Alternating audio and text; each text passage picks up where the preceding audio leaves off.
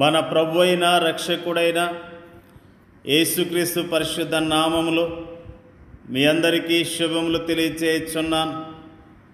మీరందరూ క్షేమంగా ఉన్నారని ఆశిస్తూ ఉన్నాను.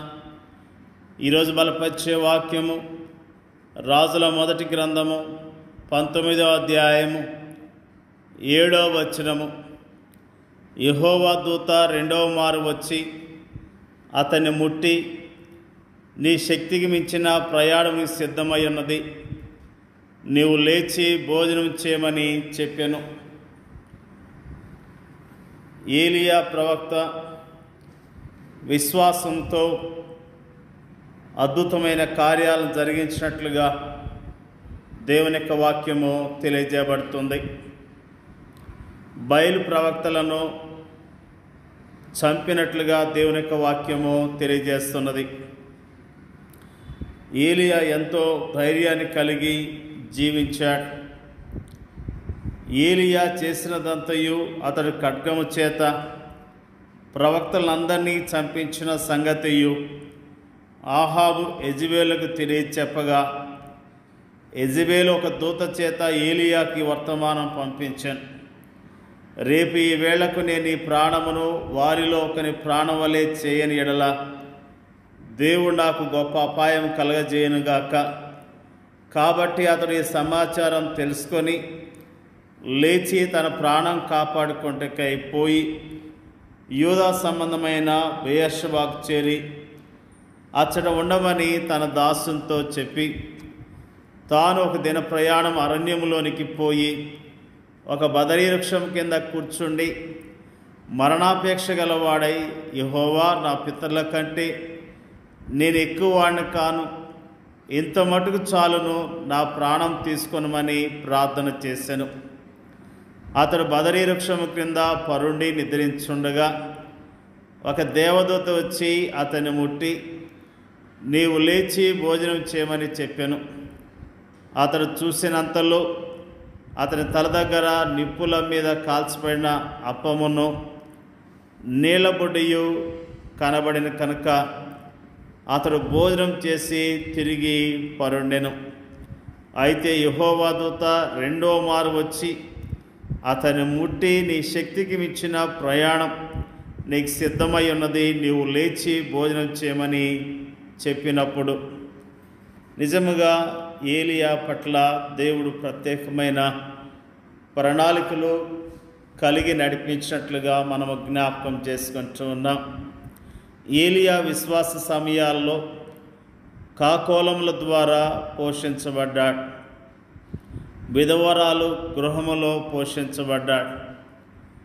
అతని నిరాశ సమయాల్లో దేవుని దూత అతని కాపలాగా ఉంచబడింది.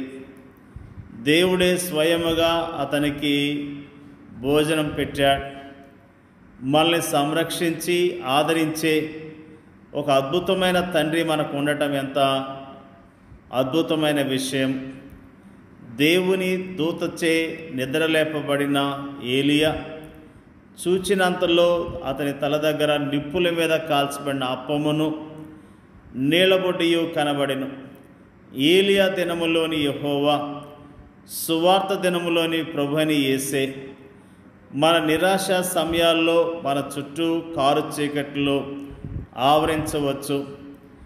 మనము కృంగిన సమయాల్లో మన హృదయాలను భయభీతులు ఆవరించవచ్చు. అలాంటి సమయాల్లో చేదైన తలంపులు మనల్ని నింపుతాయి. సనుగుళ్ళు గొనుగుళ్ళు మన నోటకు వస్తాయి.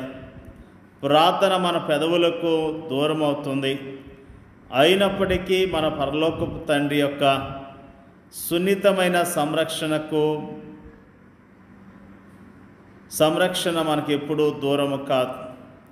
తన సేవకునికి మంచి భోజనం పెట్టి అతనికి మంచి నిద్రనిచ్చి అతని అలసట తీర్చిన తర్వాత దేవుడు అతనికి తాజా సూచనలు ఇచ్చాడు. తాను ఒక ప్రయాణం చేయవలసి ఉందని ఏలియా అనుకున్నాడు. కానీ దేవుడు అతనితో, నీ శక్తికి మించిన ప్రయాణం సిద్ధమై ఉన్నదని చెప్పాడు. ఆ సుదీర్ఘ ప్రయాణానికి ధైర్యం కావాలి, శక్తి కావాలి, విశ్వాసం కావాలి, వ్యతిరేకత జయించబడాలి. అయితే ఇవన్నీ కూడా మనలాంటి సామాన్య మానవులకు అసాధ్యమైనవి. ఏలియా ముందు ఒక సుదీర్ఘమైనది, శక్తికి మించినదనైన ప్రయాణం ఉన్నది. అది ఏలియాకు శక్తికి మించిందే కానీ ఏలియా దేవునికి మాత్రం కాదు. దేవుడు తన సున్నితమైన ప్రేమతో తన సేవకుని ప్రతి విధమైన అవసరతలను తీరుస్తాడు. మన జీవితాల్లో కూడా మనకు కూడా ఒక సుదీర్ఘ ప్రయాణం ఉన్నది. అది నిత్యత్వపు మహిమలో అంతమవుతుంది. అయితే ఆ ప్రయాణములో కష్టాలున్నాయి, శ్రమలున్నాయి, పరీక్షలు ఉన్నాయి, వ్యతిరేకత ఉంది. ఈ సుదీర్ఘ ప్రయాణం మన శక్తికి మించినదని మనం అనుకోవచ్చు. ఈ సుదీర్ఘ ప్రయాణం చేసేందుకు మనకు శక్తి చాలదని మనం అనుకోవచ్చు. ఇలాంటి ప్రయాణాలు ఎవరు చేయగలరు అని మనము అనుకోవచ్చు. కానీ నా కృప నీకు చాలును, బలహీనత యందు నా శక్తి పరిపూర్ణమగుచున్నదని ప్రభు మనతో అంటున్నాడు. ప్రభుని యేసు క్రీస్తు కృప మరియు ఆయన శక్తి మనకు అందుబాటులో ఉన్నప్పుడు క్రీస్తు యేసునందున్న కృపచేత బలవంతులగుచ్చు మనం ముందుకు సాగుదాం. దేవుని యొక్క ప్రజలముగా ఏలియా యొక్క విశ్వాసాన్ని ఈ రోజున మనము జ్ఞాపకం చేసుకుంటున్నాం. నిజంగా ఏలియా ప్రభుమందు విశ్వాసం ఉంచి అద్భుతమైన కార్యాలు జరిగించాడు. ఏలియా నిరాశ కలిగి ఉన్నప్పుడు ప్రభు అతనికి ధైర్యాన్ని ఇచ్చాడు. అతని విశ్వాస జీవితంలో ప్రభు నమ్మదైన దేవుడిగా అతనితో ఉంటూ అతన్ని నడిపించాడు. మన విశ్వాస యాత్రలో కూడా ఆయన మనతో ఉన్నాడు. మనం కూడా విశ్వాసంతో చక్కగా నడుద్దాం, దేవుని కార్యాలను చూద్దాం. దేవుడు మన పట్ల ప్రత్యేకమైన ఉద్దేశాలు కలిగి ఉన్నాడు. మన జీవితాల్లో ఆయన ఉద్దేశాలు నెరవేర్చబడినట్లుగా విశ్వాసంతో ఆయన కొరకు జీవిద్దాం, ఆయన మహింపర్దాం. దేవుడి యొక్క వాక్యాన్ని దీవించునుగాక. పరిశుద్ధుడైన మా తండ్రి, మంచి తండ్రి, నీకు స్తోత్రాలు.